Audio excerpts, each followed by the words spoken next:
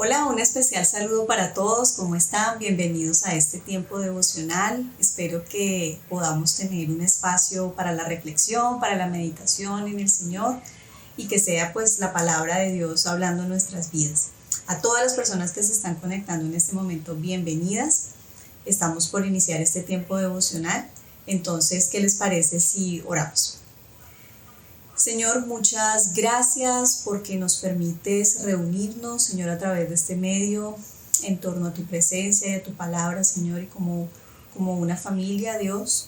Te rogamos, Dios, que tu presencia sea propicia a nosotros en esta noche, Señor, que tú seas hablando en nuestras vidas, que tú seas afirmándonos y sustentándonos, Dios, y guiándonos por medio de tu palabra, Señor. Yo oro por la vida de cada uno de mis hermanos, Dios, y por mi vida. Tú conoces las realidades que cada uno de nosotros está viviendo en este momento. Y te ruego, Señor, que tú seas pastoreando a mis hermanos y pastoreándome a mí, Señor, guiándonos en cada cosa que estamos viviendo en este tiempo, Señor. Que tú seas propicio, Dios, a la necesidad de cada uno de nosotros. Que tu presencia, Señor, pueda ser una realidad para nosotros. Y que tu palabra, Señor, sea nuestro fundamento. Oramos, Señor, para que tú seas colocando tus palabras en nuestro corazón en esta noche, Señor, y que ellas lleven el fruto que necesitamos en nuestra vida. En tu nombre, Jesús, oramos. Amén. Bueno, vamos a iniciar entonces nuestra meditación de hoy. Bueno, vamos a comenzar nuestra meditación del día de hoy diciendo que nuestra perspectiva de la vida y del mundo funcionan, digamos, según lo que nosotros consideramos es como una norma, una ley implícita de la retribución, una justicia retributiva. Y eso nos lleva a pensar que cada quien recibe o debe recibir lo que se merece. Es decir, si eres alguien bueno, cosas buenas vendrán sobre tu vida. Si eres alguien malo, pues cosas malas vendrán sobre tu vida. Si eres un creyente que ama y obedece al Señor, lo esperado es que haya bendición de Dios para ti. Pero si eres una persona que rechaza al Señor y eres desobediente, pues digamos que lo que vendría es castigo, ¿no?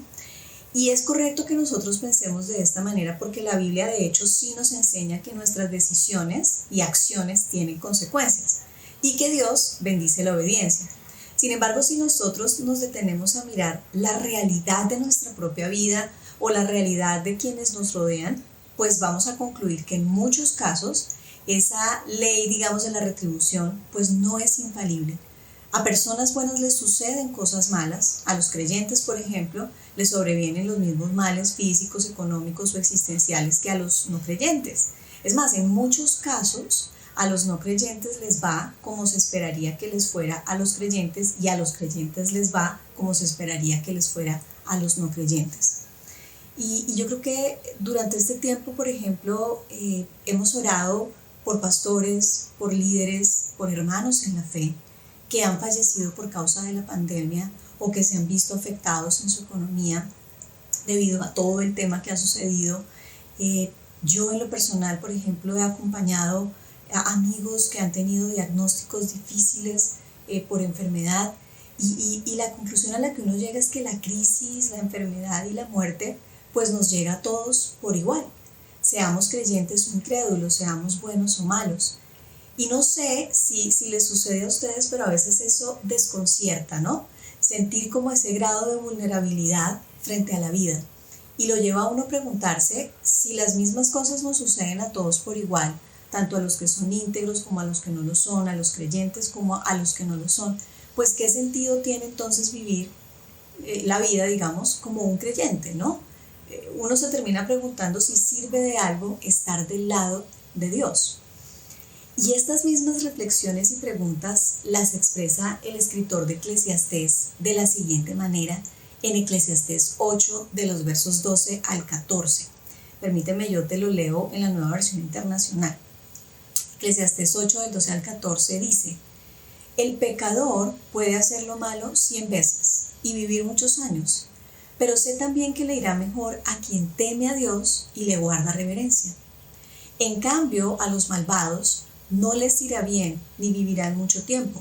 Serán como una sombra porque no temen a Dios. Y aquí es como si hubiera un sin embargo, ¿no?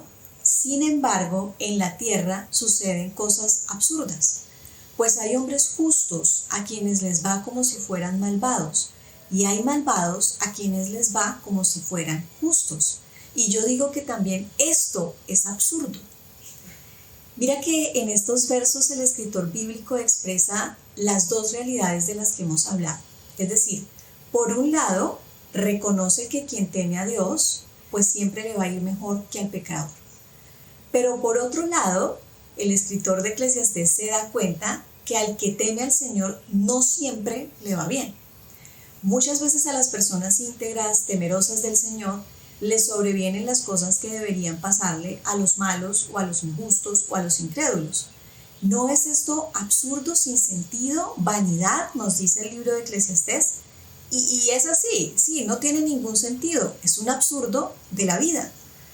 Y si pensamos, probablemente cada uno de nosotros puede pensar en esos absurdos de la vida que nos han tocado personalmente o que hemos visto en la vida de otros.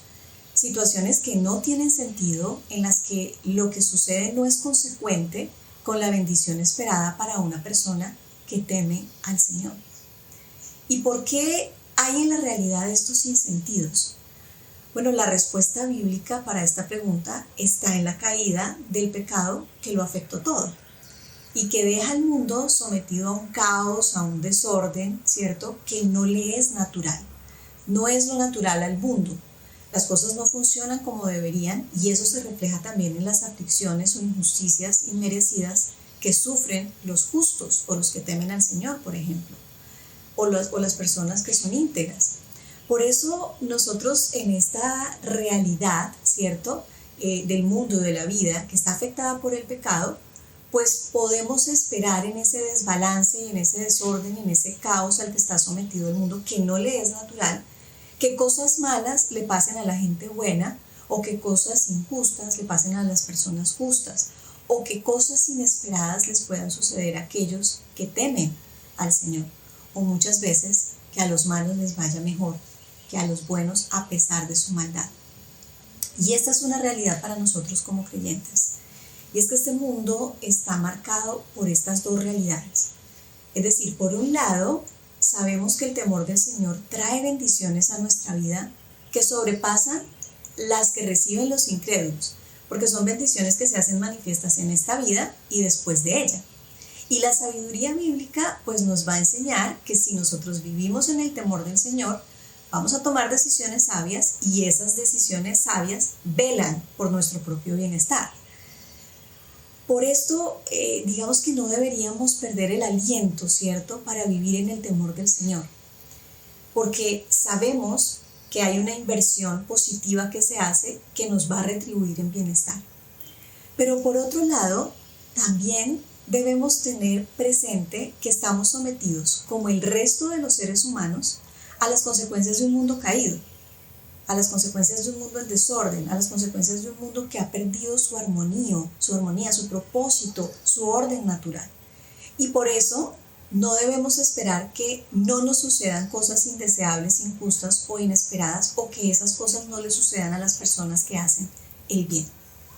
Entonces, además de entender que las consecuencias del pecado provocan esos sinsentidos, esos absurdos de la vida, esas cosas que uno dice, aquí no hay justicia o esto no es coherente, pues otro aspecto que el libro de Eclesiastés nos deja ver es que la forma en la que el Señor ejerce su gobierno en el mundo no es algo que sea plenamente entendible para nosotros. Te lo voy a repetir. Además de nosotros entender que la realidad y el mundo están afectados por el pecado, ¿cierto? Y cosas, digamos, que están fuera de orden suceden y van a seguir sucediendo.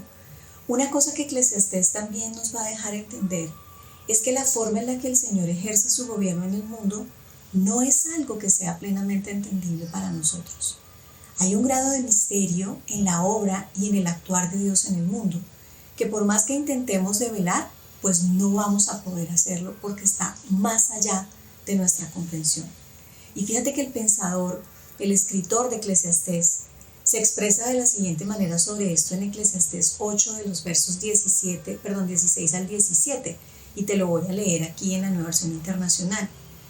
Él dice: al dedicarme al conocimiento de la sabiduría, y a la observación de todo cuanto se hace en la tierra, sin poder conciliar el sueño ni de día ni de noche, pude ver todo lo hecho por Dios.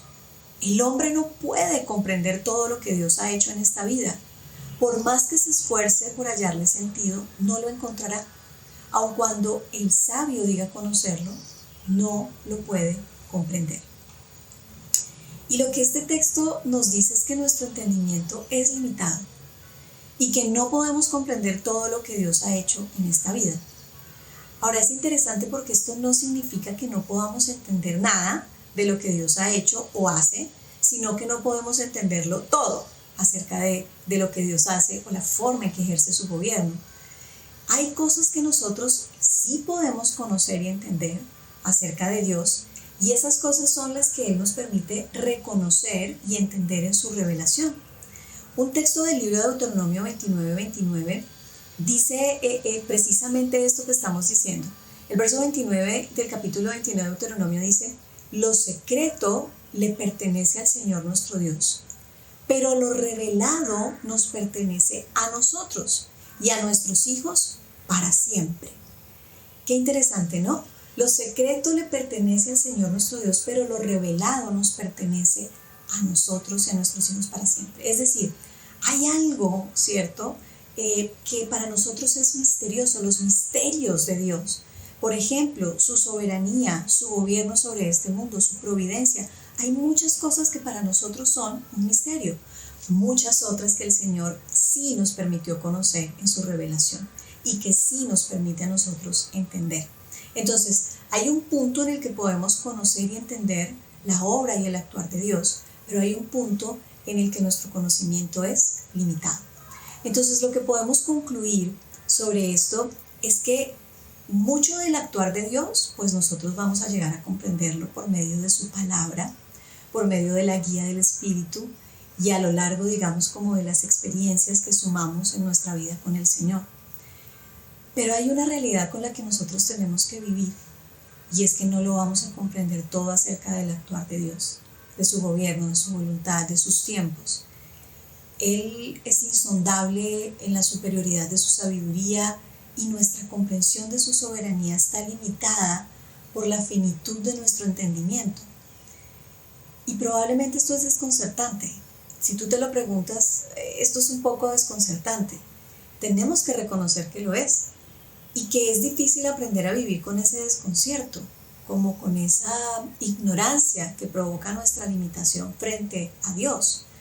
Yo, por ejemplo, me identifico con lo que dice el escritor bíblico en esta sección, porque he pasado noches con el sueño interrumpido tratando de hallarle sentido a las contradicciones del mundo, a las contradicciones que me han tocado personalmente, y es como este ejercicio de querer conciliar, ¿no?, la idea de Dios gobierna y a la vez están estas contradicciones en el mundo, y no llego a comprender plenamente la forma en la que Dios está actuando.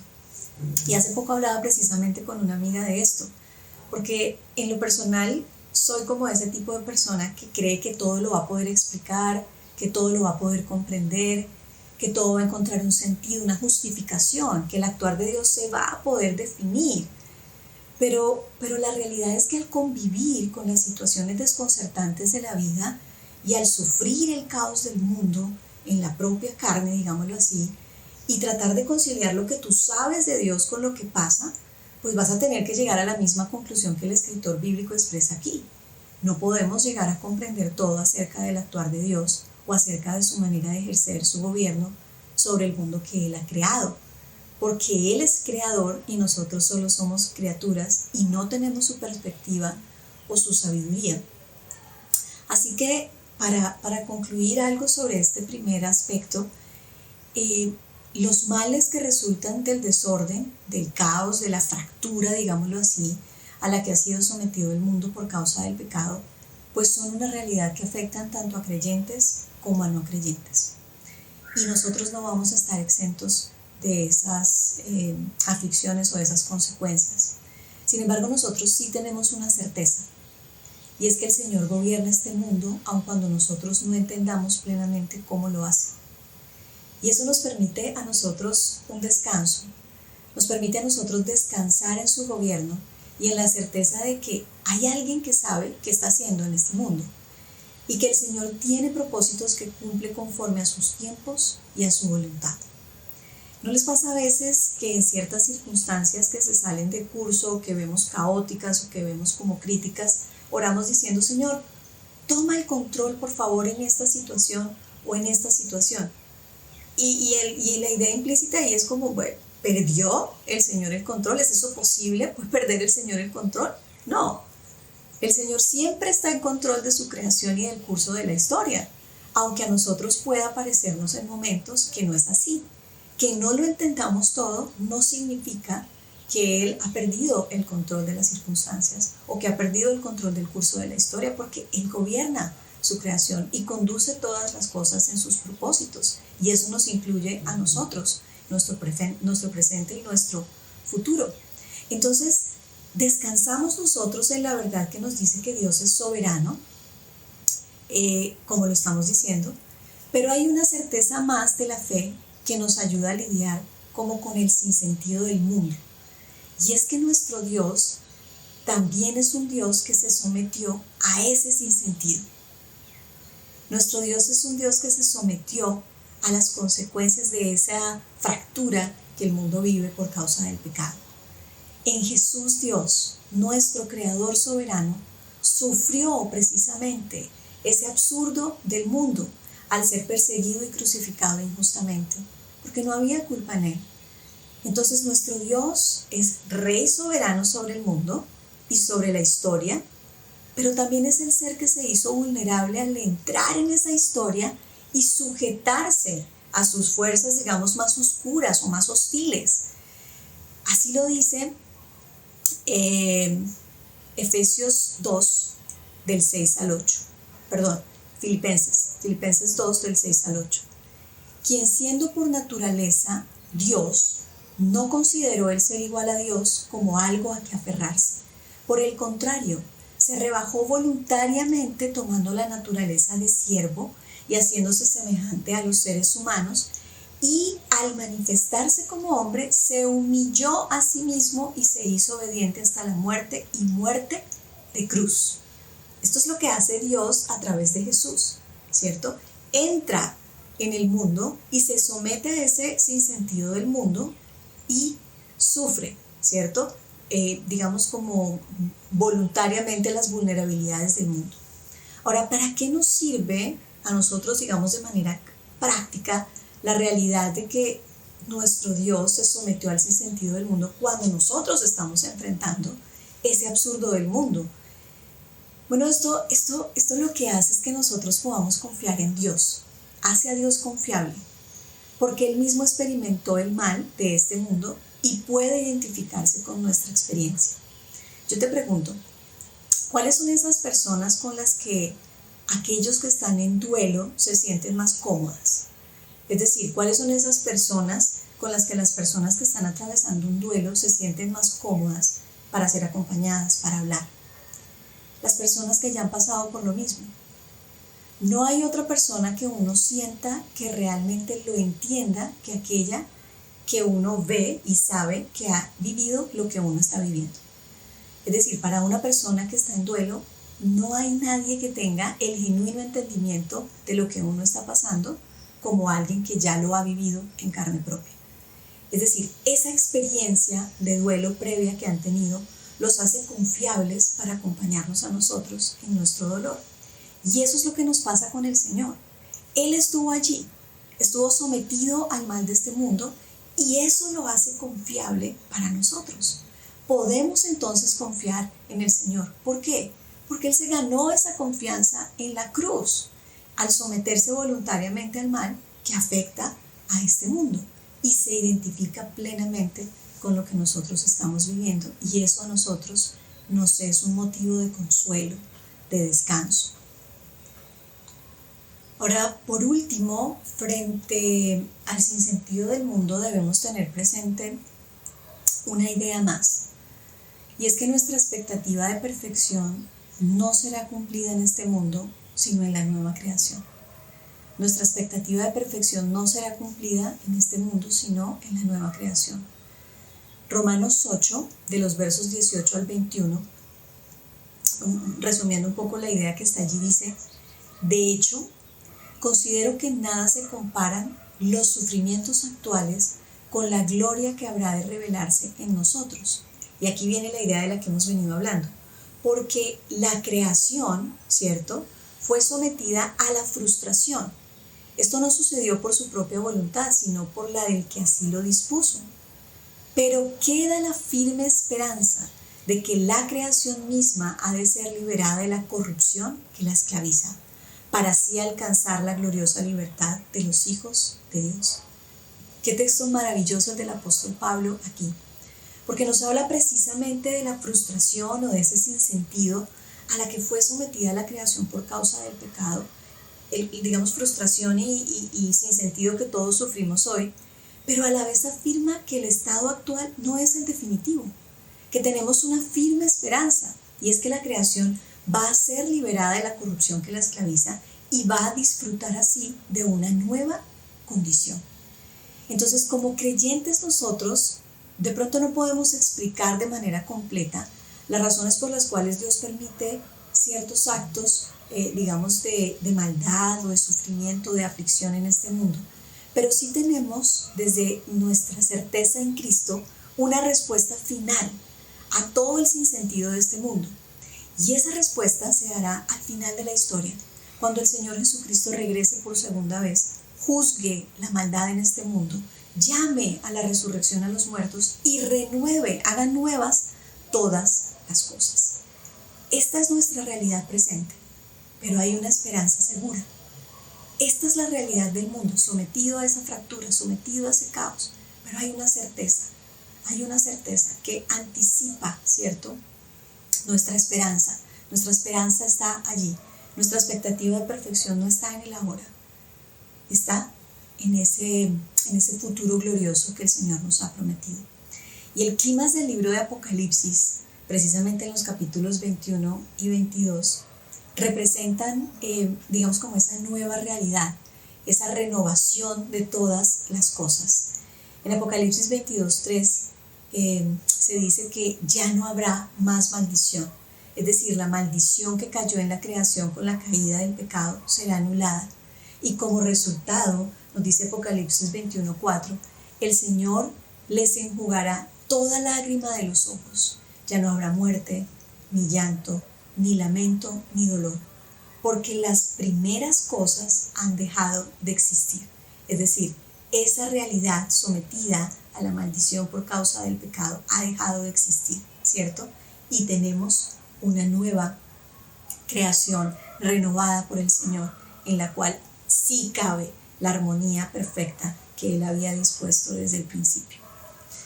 Unas ideas finales de cierre con relación a lo que hemos dicho. Hay un psicólogo que ha demostrado que la mayoría de la gente tiene el profundo deseo de creer que la ley de la retribución, de la justicia retributiva, es infalible. Es decir, que las personas reciben lo que merecen y merecen lo que reciben. Y si nosotros pensamos por qué la mayoría de las personas prefieren, digamos, como sentir que esa ley es infalible, es porque hace más fácil que nosotros le hallemos sentido a las cosas y nos da como una sensación de seguridad y de control de nuestra propia vida. Es decir, nosotros queremos creer que si suceden esas cosas, le pueden suceder a otros, pero que a mí no me va a pasar. ¿Por qué? Porque soy más sabio, porque soy mejor, porque sé lo que estoy haciendo, porque soy bueno, porque soy justo, porque soy obediente. Sin embargo, la realidad de la vida nos deja ver que no siempre el sufrimiento pues es resultado del pecado personal, y que hay mucho sufrimiento que es, digamos, como desproporcionado y que no es justo cuando sucede. De manera que esta justicia retributiva no aplica siempre y no va a aplicar en todos los casos. Y se debe precisamente al desorden y a la fractura que sufre este mundo. Entonces el mal tendrá su presencia en este mundo porque es su curso natural como consecuencia del pecado. Es lo que debe suceder y es el castigo justo. Pero nuestro Dios se sometió a las aflicciones de este mundo voluntariamente para traernos una libertad definitiva sobre esos males. Y por medio de su encarnación, Cristo Jesús nos da aliento, mientras soportamos la realidad de este mundo hasta que llegue la resolución final. Entonces nuestra certeza no es la de que no nos sobrevendrá el mal, sino que Dios está gobernando este mundo, que Él conduce los tiempos y las realidades de nuestra vida para nuestro propio bienestar y para provecho de su gloria, y que podemos mirar con expectativa a ese, digamos, como a ese momento en el que Él pondrá un punto final a las cosas tal como son y renovará el orden natural de su creación.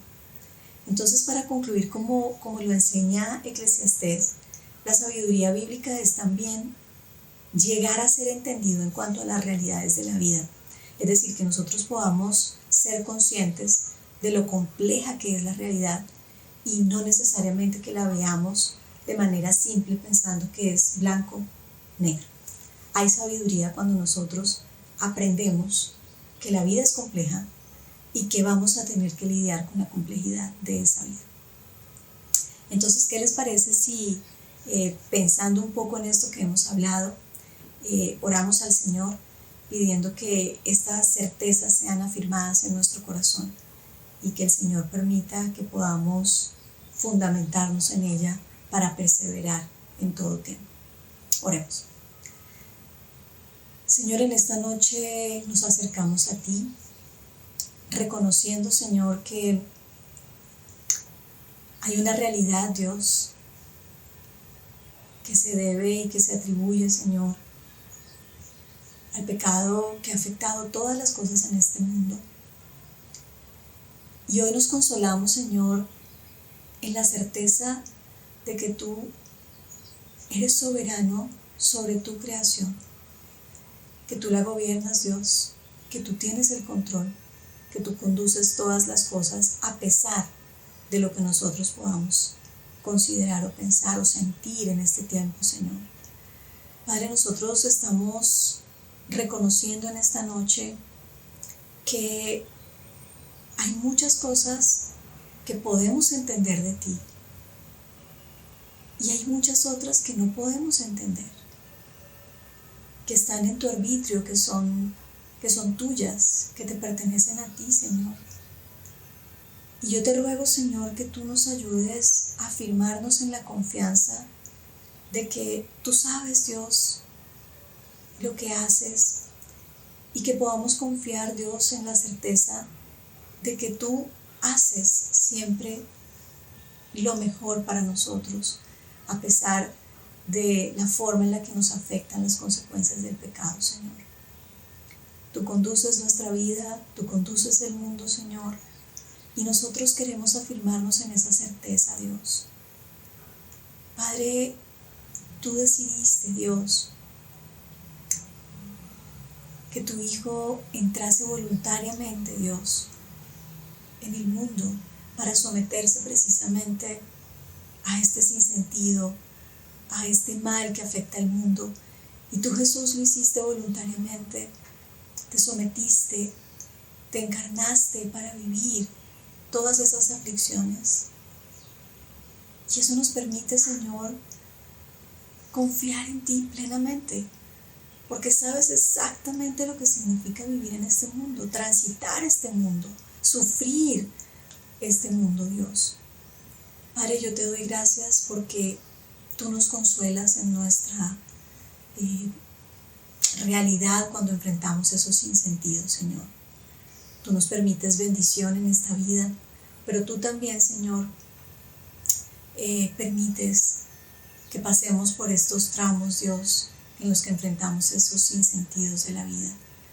Y yo te ruego, Señor, que podamos afirmarnos en la certeza de que tú eres soberano, podamos afirmarnos y consolarnos en el entendimiento de que tú nos entiendes y empatizas con nuestra vivencia, porque tú pasaste por allí, y que tú, Señor, nos recuerdes nuestra expectativa futura, Señor, en la cual podemos consolarnos para que estas realidades, Dios, sean transformadas. Oramos, Señor, para que tus palabras se afirmen en nosotros y que nuestro corazón, Señor, no desfallezca y pueda ser afirmado en ellas. En tu nombre, Jesús, oramos. Amén. Bueno, mis hermanos, muchas gracias por estar en este tiempo de meditación. Espero que el Señor haya colocado algo en nuestra vida que sea relevante para nosotros en este tiempo. Un abrazo para todos. El Señor los bendiga en todas sus cosas.